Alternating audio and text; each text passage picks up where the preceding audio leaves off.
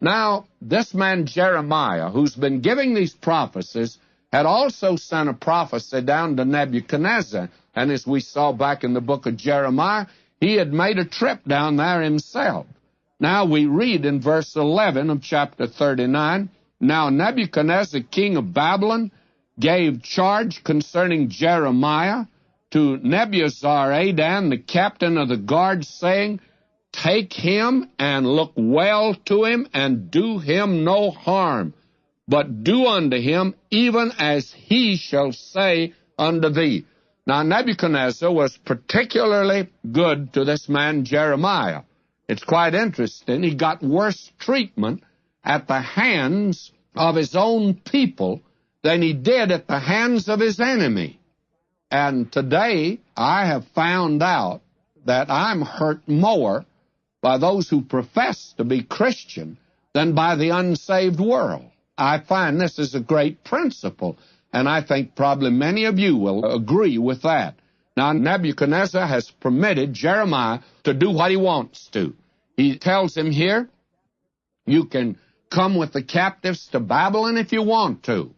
And Jeremiah, it's interesting enough, did not want to do that. I think he would have been given special privilege, but he did not want to see his brethren suffer as they did there by the canals of Babylon, by the rivers of Babylon, where they sat down, where they hung up their harps, and they wept when they remembered Zion.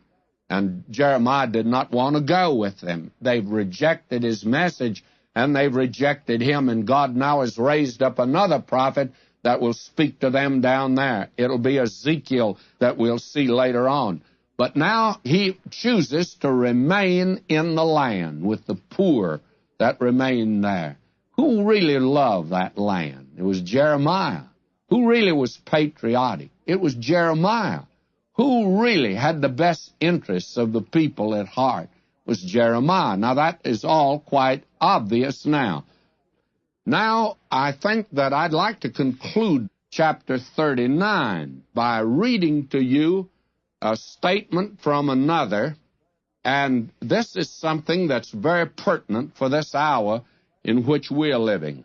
The thing that we said is all important is to understand that God judges, and that the one who judges is a God of love. He's loved you with an everlasting love, and that makes the judgment that much worse because of the fact that he's not a tyrant, and he has to do it. He has to do it in love. And the one who pronounced that harsh judgment over Jerusalem is the one who wept over Jerusalem and said, how many times would I have gathered together your little ones, like a mother hen gathers her little chicks, but you would not.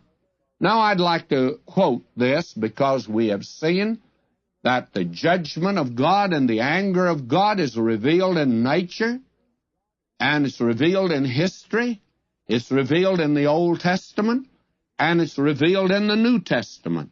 Now I'm reading a quotation from Dr. G. Campbell Morgan. Will you listen very carefully? Prisons are in the interest of the free. Hell is the safeguard of heaven.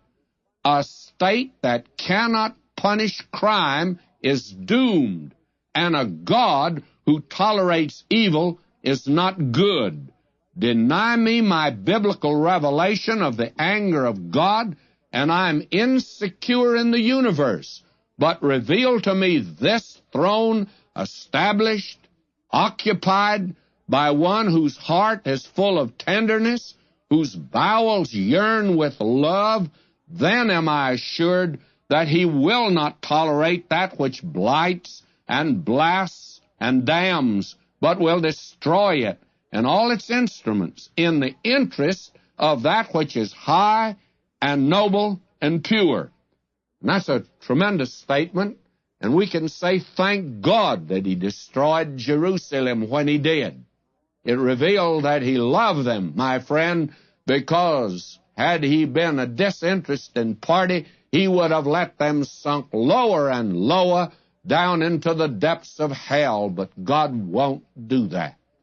Therefore, we can look around us today, and we are seeing a nation departing farther and farther from God. And we have discovered that when crime is not dealt with, and when criminals are not punished, that we curb the liberty of folk. I must say, because there are judges today that have not handed down the sentence they should against criminals, I'd have to be careful about walking the streets as you do. I have to be careful about where I go. I have had to put more protection about my house. And my neighbors, they live in fear also, and several of them have had their homes broken into. I say to you today that our liberty has been curbed, and we're talking today about freedom and liberty, and I say let's enforce the law so we can all have liberty.